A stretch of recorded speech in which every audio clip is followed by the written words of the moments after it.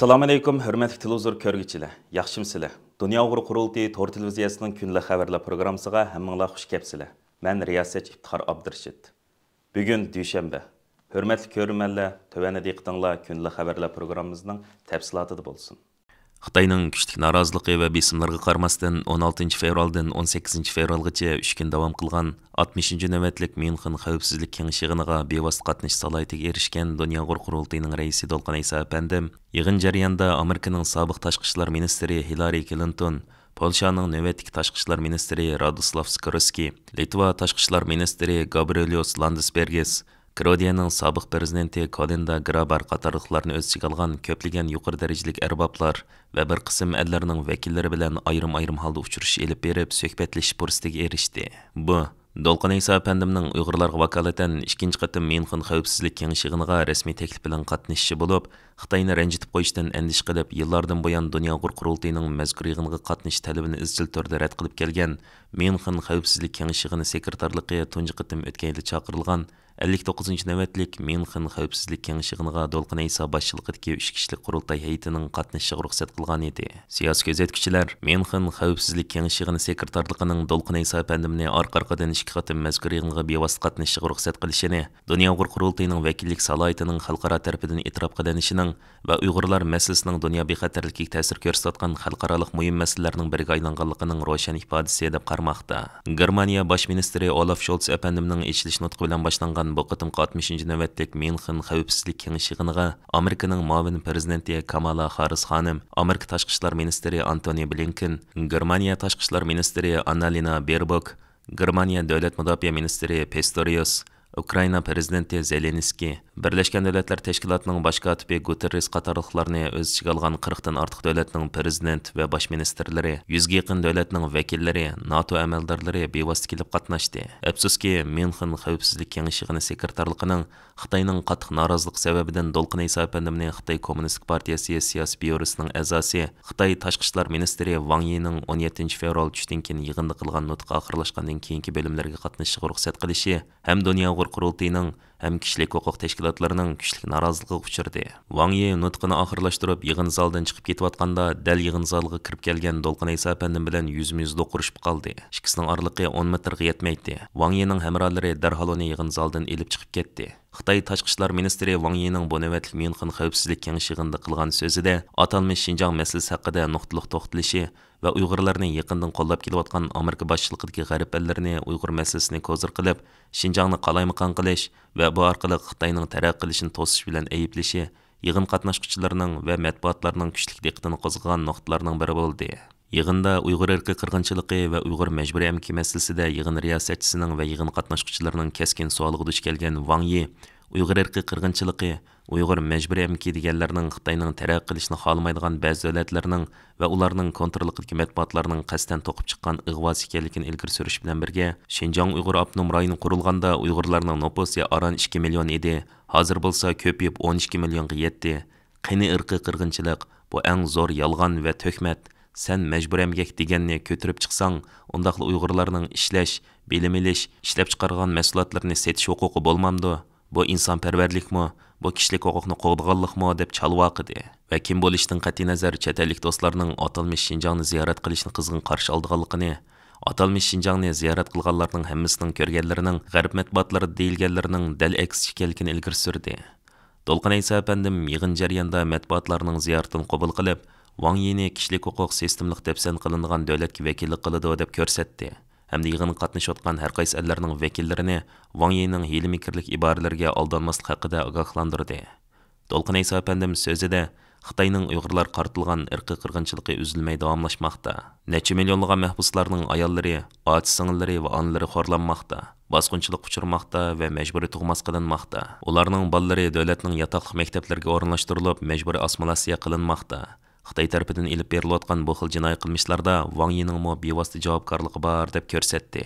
Va BDT kishilik huquq oliy komissarlik ishxonasi tarafidan e'lon qilingan Uyg'ur vaziyati haqidagi dokladida Xitayning Sharq Turkistonda insoniyat qarshi jinoyat ishlash mumkinchilik barligining ko'p taraflimlik dalillar orqali aniq o'tirib qo'yilganligini, Uyg'ur irqiy qirg'inchiligining bugunga qadar 11 davlat tarafidan rasmiy yo'sinda e'tirof qilinganligini, Londonda qurilgan tarafsiz Uyg'ur sotining xalqaro qonuniy asos va tartiblarga va ko'p taraflimlik dalil isbotlarga tayanib turib, Xitayning Sharq Turkistondagi qilmishlarining insoniyat qarshi jinoyat va irqiy qirg'inchilik ekanligi haqida hukm chiqarganligini ta'kidlab o'tdi. Xitoy Tashqi ishlar ministri Wang Yi dal yig'inda bildirlayotgan 17 fevral tushda to'g'ri keltirib, Myunxen xavfsizlik kengashiga chaqirilayotgan Bayerischer Hof sarayining yanidagi Myunxen madaniyat sarayida Dünya Uyg'ur qurultiyi bilan Amerika Demokratiyani ilgari surish fondi jamiyati NED tarafidan Uyg'ur irqiy qirg'inchiligi asos tema qilingan axborot e'lon qilish va Uyg'ur madaniyat sentini tonishtirish mashrab faoliyati o'tkazildi. Myunxen xavfsizlik kengashiga qatnashish uchun dunyoning har qaysi ellaridan kelgan bir qism davlat vakillari va xalqaro kishilik huquq tashkilotlarining asosli mas'ullari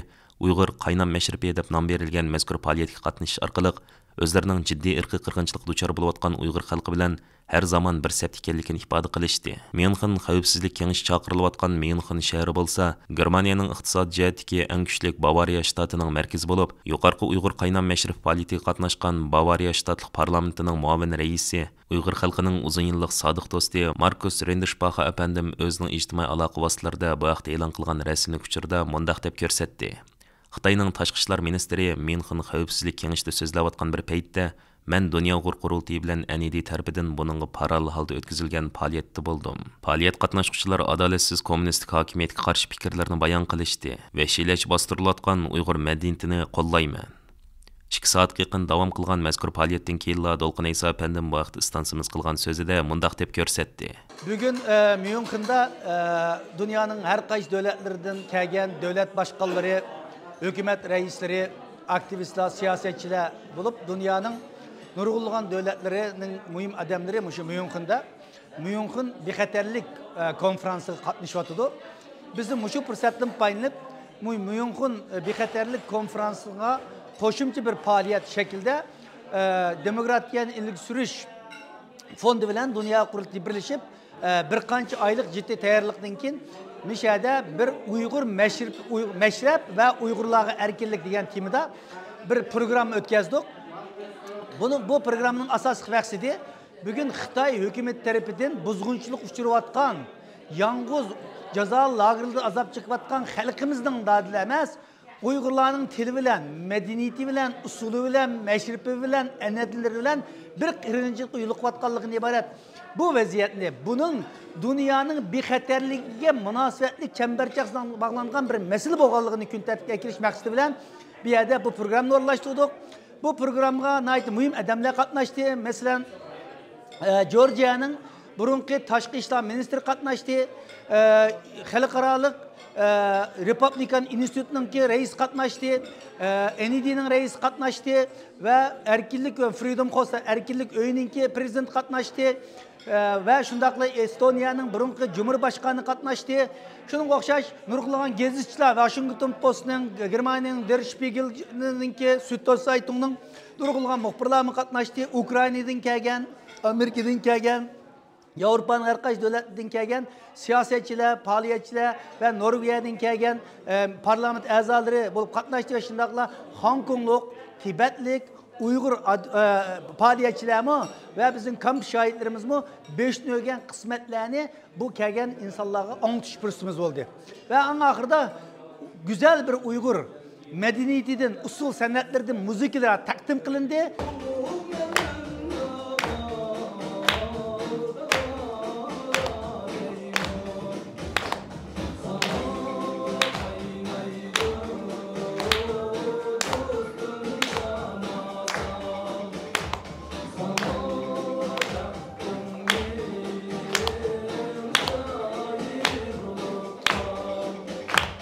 Diş arkadaşlık bana muşundaq bir güzel insaniyetinin medeniyet hazinesi töp koşkan bir medeniyetin yok olup ketayotganligini canlıq ifadalash usulumuzdan bularga taqdim qila olgan bo'ldik.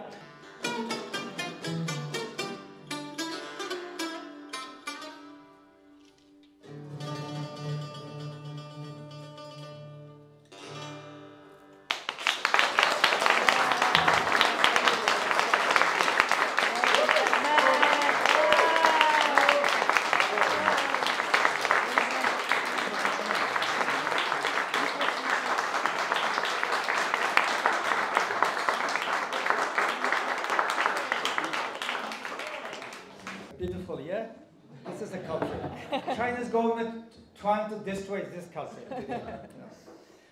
Yani bir yerde bizning meşhur ressamımız Mervait Hafızning resimlerini ko'rgazma qilindi. Va shundaqli bir yerde bizning Germaniyadagi Uyg'ur aşqallarimizning sponsorluq qo'llab-quvvatlashi bilan güzel Uyg'ur taomlarini bu kelganlarga taqdim qildi. Ya'ni bunda aytgan chaqda bu ham siyosiy, ham madaniyat, Uyg'urning madaniyatini tunishtirgan, Uyg'urning tamog'ini tunishtirgan, Uyg'urning bugungi vaziyatini tunishtirgan qisqa bir 2 soatning ichida biz ko'p taraflamilik bu vaziyatni dunyoning siyosatchilariga, matbuotlarga, aktivistlarga taqdim qilish fursatimiz bo'ldi. Xitoy Tashqi ishlar ministri Wang Yining bu qadimgi yig'inda Uyg'ur masalasida Xitoyni oqlashga urinishi va Amerika boshchiligidagi g'arb ellarga hujum qilishi, aslida Ukraina va Falastin masalasi asos kun tartib qilingan bu navbatlik Myunxen xavfsizlik kengashi yig'inida Uyg'ur masalasining muhim temalarning biriga aylanishiga sabab bo'ldi. Dolqin Isa apandim yig'in jarayonida ba'zi davlatlarning rahbarlariga Uyg'ur masalasi haqida orqa-orqadan savollarni o'tirib qo'yish orqali yig'in ahlining diqqatini Uyg'ur masalasiga tortishga tirishdi. Bo'libmi Dolqin Isa apandimning Qatar vakilidan Xitoy bir tarafdan millionlagan Uyg'ur musulmonlarni lagerga qamsa, yana bir tarafdan falastinliklarni qo'llayotdi. Sizce Xitoyning bu qo'llashini samimiy degili bo'lamdi degan savoli ko'plagan yig'in qatnashchilarining qizg'in olqishiga sazovor bo'ldi. Dolqin Isa apandimning o'tgan yili chaqirilgan 59-navbatlik Myunxen xalqaro xavfsizlik kengashi yig'iniga taklif qilinishiga qattiq norozilik bildirgan va agar Dolqin Isa yana qayta chaqirilgan taqdirda bu navbatlik yig'inga vakil qatnashtirmaydiganligi haqida tahdid solgan Xitoy hokimiyatining Dolqin Isa apandimning bu qitimmi yana qayta yig'inga taklif qilinganligiga qanday inkos qaytirdiganligi hozircha noma'lum. Myunxen xavfsizlik kengashi yig'ini oxirlashgan 18 fevral kuni yig'in chaqirilgan Bayar Shahov sarayining oldidan stansimizning maxsus ziyoratini qabul qilgan Dolqin Isa apandim bu navbatlik yig'inni xulosalab mundaq dedi. Assalomu alaykum aziz yurtdoshlar. Sizlarga Myunxenda 3 kundan buyon davom qilgan Myunx bexatarlik konferensining oldidan ba'zi ma'lumotlarni demakchi, bu konferens 2 oyning 16 kunisi Myunxenda mushu Bavariya Shahov degan sarayda boshlangan, hozir oxirlashdi. Bu 3 kunlik Myunx bexatarlik yig'ini jarayonida Dünya Qurultayı Demokratik İlgi Sürüş Fondi bir meşrep Uygurluğa erkinlik faaliyetini yan bir faaliyet ötküzdük. Bir yerde dünyanın köp devletlerinden kelgen diplomatlar, her qaysi teşkilatlarının rehberi bulup köp kişiler katnaştı. Uygur medeniyetini, Uygur sanatını, Uygurların tamaklarını takdim kılış fırsatımız oldu. Kamp şahitlerimiz bir yer kelip yüzünün dokülatlarını verdi. Şunda atılıp kıskını bir saat içinde güzel Uygur medeniyetinin qaysi derecede defterini kılınatkanlığını paketler bilen gösterdik. Bu 2 günlük yığın jarayonida yana nurulgan devletlerinin Tashqi ishlar ministerlarining baş ministerleri bilen Müslüman devletlerinin olsun, G'arb devletlerinin olsun, ular bilen görüşüş, meselemizni o'tirib qo'yish, savollarni so'rash, ular bilen o'zaro yaqinda bo'layotgan Xitoy meselesi olsun, Uyg'ur meselesi olsun, boshqa xalqaro masalalar haqida fikr elish-verish bo'lish o'xshash faoliyatlarni olib bordik. Bu yığın dunyoning eng chong bexatarlik yig'inlaridan biri bo'lib, bu yerda Uyg'ur meselesining yana bir qatim kun tartib kelishi nokta nazardan nayt faydalı bir faaliyet oldu deb o'ylayman. Buni haqqaysinglar bilan o'rtoqlashishni ko'rdim. Rahmat. Hurmatli ko'rmanlar, yuqorida diqqatingizga kunlik xabarlar programmamizning tafsilotini sundik. Keyin qitimliq sonimizgacha ko'rishgacha omon bo'lgaysizlar. Stansiyamizning YouTube kanaliga a'zo bo'lishni unutmang. Xayr xo'sh.